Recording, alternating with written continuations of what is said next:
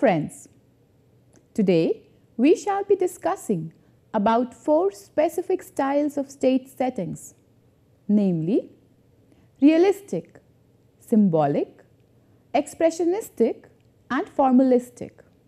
But before we learn about the specifications of each style with respect to space design, it is important to understand the nature of each as an independent style and the factors responsible for demarcating its unique identity since its very inception.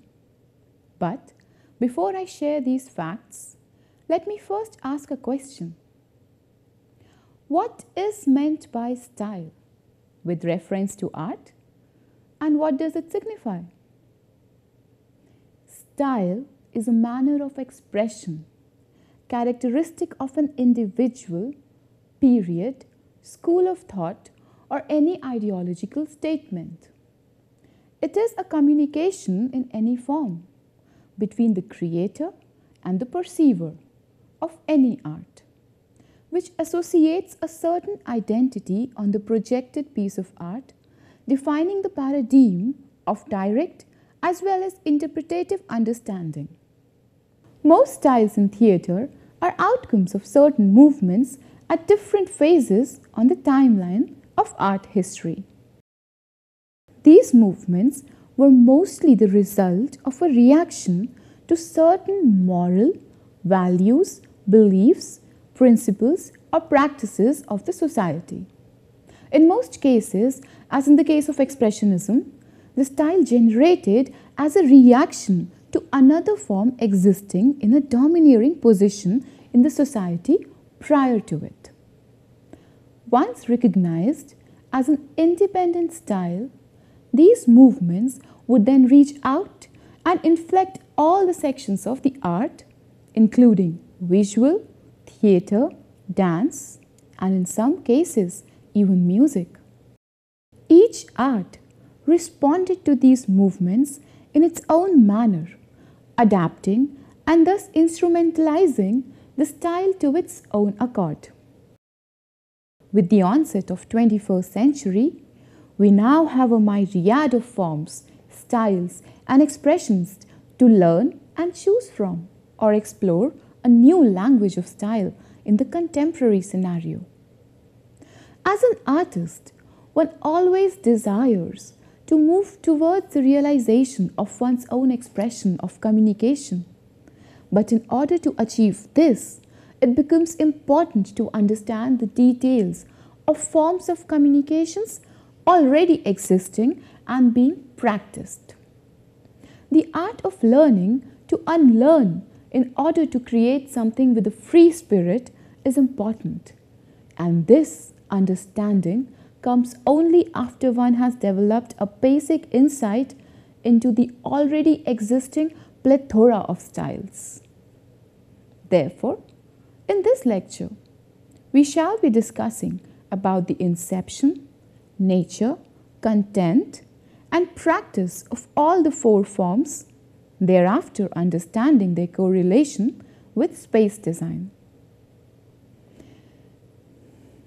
This basic understanding would enable a scenic designer to design a set in accordance with the prevailing mood or manner of expression chosen by the playwright, director, or the performer. But remember, while designing for any space, always keep in mind, any chosen style should interpret but not intrude the performance or text unless purposefully intended. Let us now talk about 4 kinds of stage settings. Realistic style stage setting. Realism is an attempt to represent subject matter truthfully, without artificiality, and avoiding artistic conventions, implausible, exotic, and supernatural elements. This movement began as an experiment to make theatre more socially relevant and meaningful. Beginning in early 1870s with middle period work, of the Norwegian dramatist Henrik Ibsen. It became instrumental in the development of modern drama. Realism brought focus upon the common man. For too long, the workers, peasants, and laborers of life were never the subject of art. Artists like Gustav Courbet felt the need to depict ordinary people and show the rest of the society what their lives were like. It was social commentary, pure and simple. As you can see, this is a famous painting by Gustav Courbet titled as The Homecoming. Take note of the attention given to selective details, the treatment given to illustrate the light and the mood, and the unison of all the elements in generating believability in that particular moment of the character painted. Emergence of realism can also be related to three major developments at that time. First, Auguste Comte, the father of sociology, developed a theory known as positivism, a philosophical system only recognizing conclusions derived logically from scientific verification rather than from any moral considerations. 2. Charles Darwin published the famous Origin of Species, creating a worldwide stir. And Karl Marx espoused a political philosophy arguing for equal distribution of wealth. Thus, realism came up as a rejection to romantic idealism in lieu of a more pragmatic understanding and expression of life. Some major realist playwrights were Anton Chekhov, Henrik Ibsen, Nikolai Gogol, Ivan Turgenev, Alexander Ostrovsky, and Leo Tolstoy. A realistic setting tends to recreate a specific location. All elements of the realistic settings are necessary both for the play and for the stage picture. It does not imply to be a photographic view, but a clean-cut, sharpened version with unnecessary details removed. From the Renaissance to the mid-19th century, realistic settings generally consisted of a painted backdrop and winged flats placed parallel to the front of the stage to help mask the offstage space and often painted to enhance the scenic illusion. Most interior scenes since the early 19th century have utilized a box set, a room from which the fourth wall, the one nearest to the audience, has supposedly been removed, leaving a room with 3 walls and a ceiling, and 3-dimensional furniture and decor. André Antoni was unique in his set design as he built sets with the fourth wall intact, only deciding which wall to remove later. Coming on to the role of the scenic designer here, it is to carefully read the script and make a note of all the following factors on its basis. First, the suggested period with respect to the script required to achieve accuracy in element of time and space. 2. The number of locales from the script that need to be projected. 3. The choice of colors that would subtly highlight the mood of the play without overpowering the total stage dynamics, blending into the illusionary reality that needs to be projected onto the space. 4. The socio-economic backdrop against which the script is written, along with the geographical elements. While designing the set for a realistic play, one really needs to be careful about maintaining a time-locale unity with respect to the text throughout. Each element present on the stage becomes indirectly instrumental in generating the narrative flow. To captivate the audience's attention by dramatic illusion executed with a finesse equivalent to reality. The design of the stage props, all need to correspond to the textual reality generated regarding space and time. Like symbolism, we cannot have a window frame hanging in front of a black curtain here. The window frame has to have a wall frame or a suggestion from backstage for its existence. This is a still from the play Wrong Turn, written, directed and designed by Ranjit Kapoor. As we can see, the attention paid to the details in order to create an illusion of the interior of a house. Yes, with the fourth wall missing. Let us now discuss about symbolic style stage setting. Symbolism comes from the word symbol.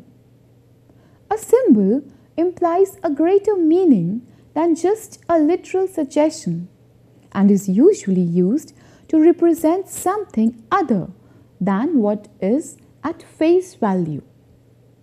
Thus, this form of artistic expression is more philosophical and relies on the abstraction, enlargement, and innovative use of everyday symbols. In addition, the use of symbols and their various combinations creates a whole new vocabulary of expressing ideas based on the understanding of the world by the artist. Symbolism began with a group of French poets in the late 19th century, spreading rapidly to other art forms, being at its glorious best around 1885 to 1910. With the publication of French poet Jean Moriat's Symbolist Manifesto in 1886, it was welcomed as a fresh breath of air by all, visual artists, painters, poets, writers, and playwrights as well, as it provided imagery and fantasy to replace the spiritual bankruptcy of realism. There were several rather dissimilar groups of symbolist painters and poets, which included Gustav Moreau, Gustav Klimt, Edward Munch, Jan Turop, Frida Kahlo, and many more. This is a famous painting by Hugo Simberg. It is titled as The Wounded Angel. We can see two young boys carrying a wounded angel. One of the boys looking directly at the viewer. This painting, thus, is merely not an illustration of colors, shapes, or lines. It represents an idea, a philosophy that is open to the viewer's interpretative disposition. The symbolist painters used mythological and dream imagery. The symbols used by symbolism are not the familiar emblems of mainstream iconograph, but intensely personal, private, obscure, and ambiguous references. In theatre, the advent of symbolism led to the change in the very manner of communication grammar, attacking the individualized identities of character, minimizing them to be mere symbols of playwright's inner life. With ambiguity being the key, legends, myths, spirituality came together to produce evocative theatre. This acted as a catalyst in moving out objective reality into subjective reality by emphasizing the role of suggestion to be of far greater significance than explicit reality. Playwrights like Edmund Wilson, Anton Chekhov, during his later life, left remarkable pieces of work under this style. Both Stanislavski and Meyerhold also experimented with symbolical staging at certain periods of their practice. Symbolism aimed to express emotional experience by visual means. In theatre, the movement was considered to be a reaction against the plays that embodied naturalism and realism, as the dialogue and style of acting was highly stylized and anti-realistic or non-naturalistic. As symbolism shares an extremely important relationship with the visual arts, it becomes all the more exciting as well as challenging to design a space guided with the grammar of symbols in order to help the narrative flow. For it is the representation of ideas and objects by means of simplified scenic elements that can be achieved via characters, color, movement, costume and properties, and others. Since every element projected visually on the space has a certain interpretative quality assigned to it with an inherent idea of meaning centered at the script, it becomes a huge responsibility to understand that idea. The role of the scenic designer here is to carefully understand that idea and discuss it with the director in order to have a better perspective on design requirements. The following points might come in handy while visualizing the concept. Time and locale need not be defined in detail. Instead, attention should be paid to the mood and the feel of the space in order to communicate an experience. Second, the space is usually left vacant with a chosen backdrop color against which the selected designed elements are projected. Third, sets and properties might be anti-realistic, for they are often used with the intention of symbolizing emotions or values in society rather than just properties. For example, a huge throne can symbolize power, a window can symbolize freedom, and a huge empty room with only one chair placed at some corner can symbolize solitude. Once that done, one needs to design objects that can communicate that idea by themselves or assist a performer in doing so.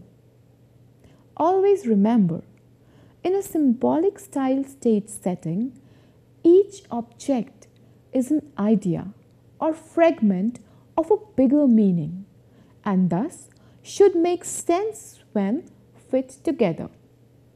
Let us take a look at the set design by Alexander Benois, a famous Russian artist, for Stanislavski's play Petrushka. As we can observe, the attention paid is not on the realistic details, rather on the feel of the space and the inherent idea of the performance.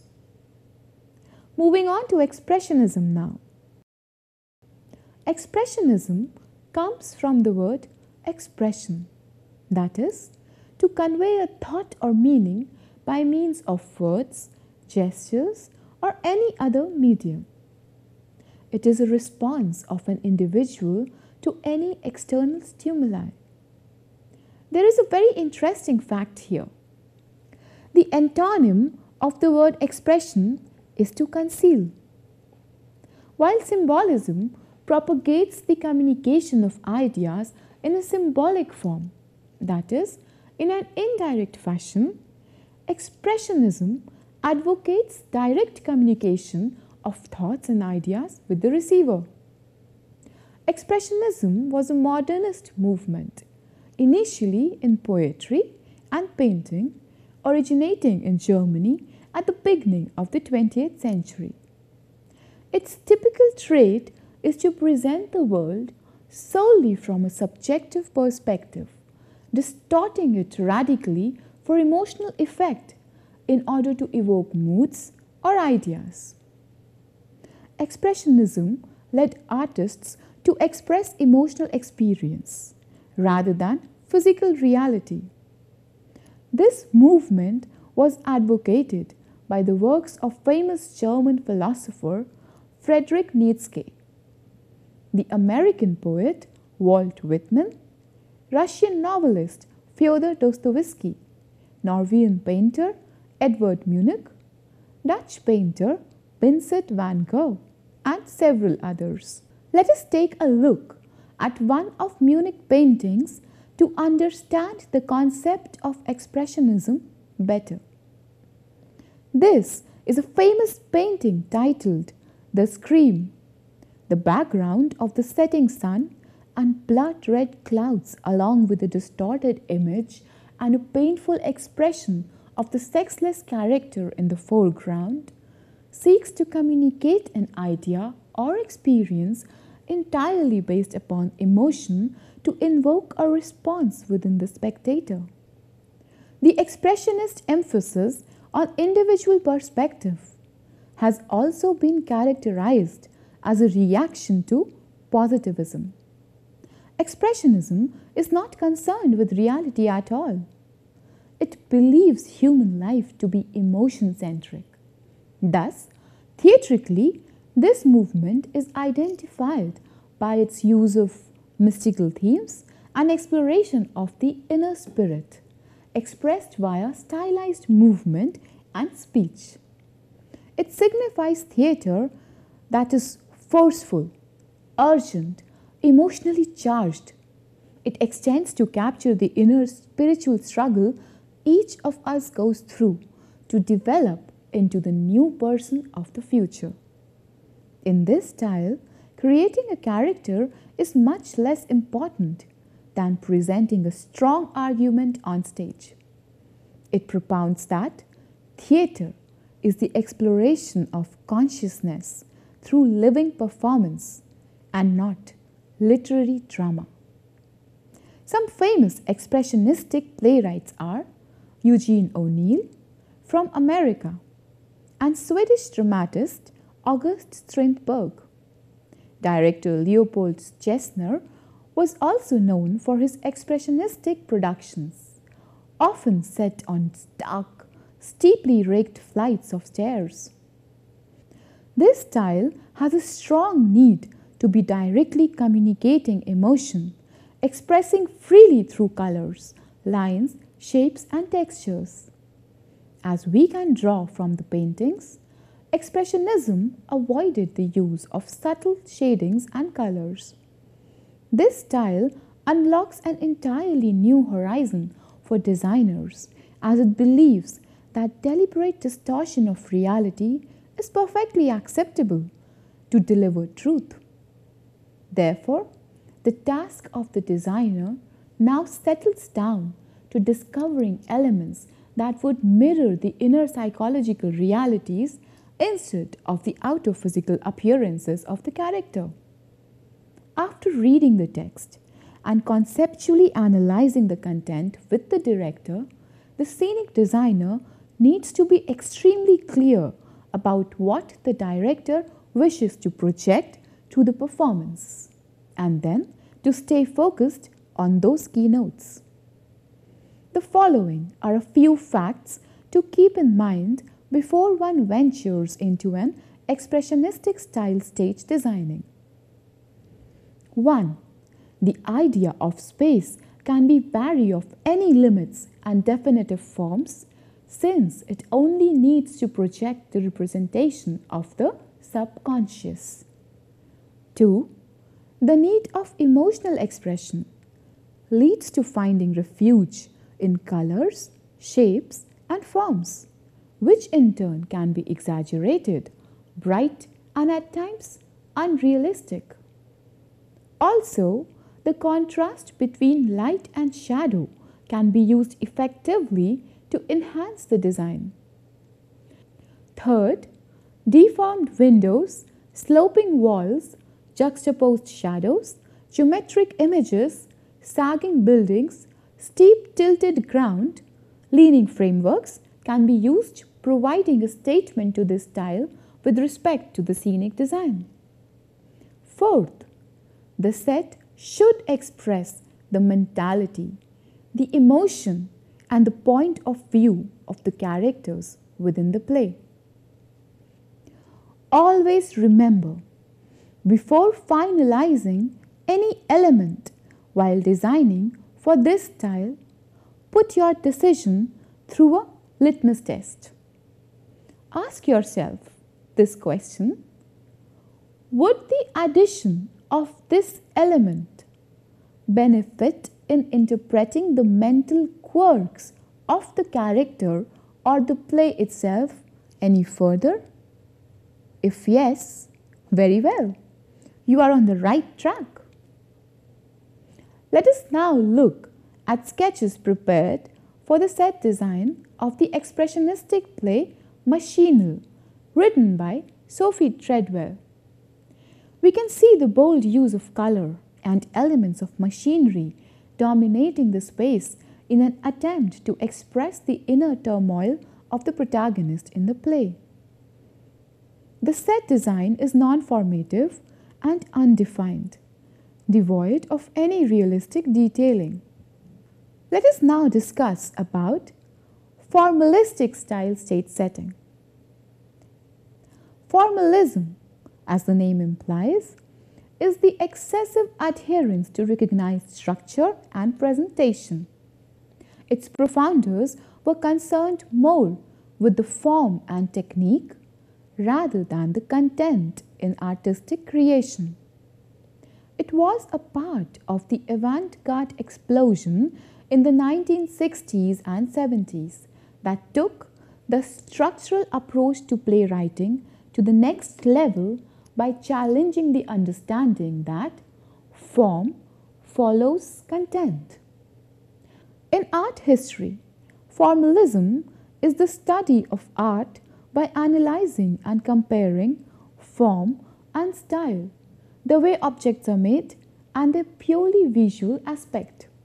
In painting, formalism emphasizes compositional elements such as color, line, shape, and texture, rather than iconograph or the historical and social context.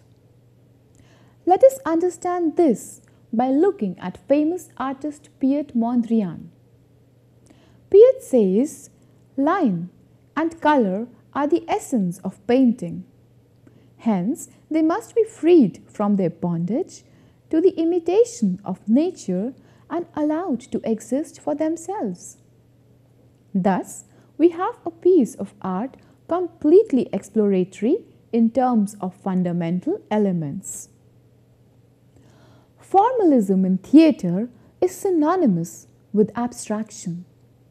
It has been a theatre of visual and auditory formalism that related to painting and music and emphasized the senses. It is a visual theatre. Here, the structure of the play, the way it unfolds in time and space, is most important. The meaning is the product of this form and not the text or action. Formalism strives towards developing a theatre that would keep the intellect in motion, causing it to effectively compare elements within the work. The aesthetic experience is intellectual rather than philosophical, emotional, or spiritual, while emphasis is put on the real over imaginary. Michel Kirby was one of the most outspoken exponents of this style, while Samuel Beckett's famous play, Waiting for Godot, marked a milestone. While designing for a formalistic style stage setting, one needs to keep in mind that the design should be usually non-interpretive and only slightly decorative. Also, little attempt should be made to represent location or mood. Formalism is an extremely vast form with several forms generating from it into independent styles of their own. This was just a short introduction to formalistic stage setting, enough to get your inquisitive bones working. But before I leave, let's take one look at a formalistic stage setting. This is Burhan's play Dawn by famous Russian theatre director, actor and producer Vsevolod Meyerhold. We can observe the importance given to structures, shapes and basic forms.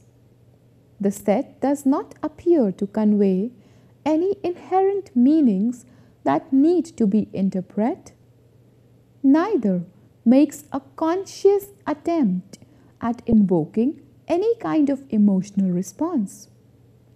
In the end, always remember, the most important thing for a scenic designer is the clarity of mind.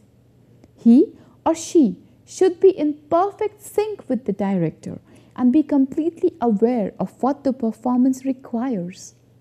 It is not necessary that if a play was written under the influence of a particular style, then it should be performed and be designed following the guidelines of the same style. It is entirely up to the will of the director, followed by the design team, to decide how they would like to communicate their idea or expression to the audience. Any performance design can include one or more or none of the above specified styles.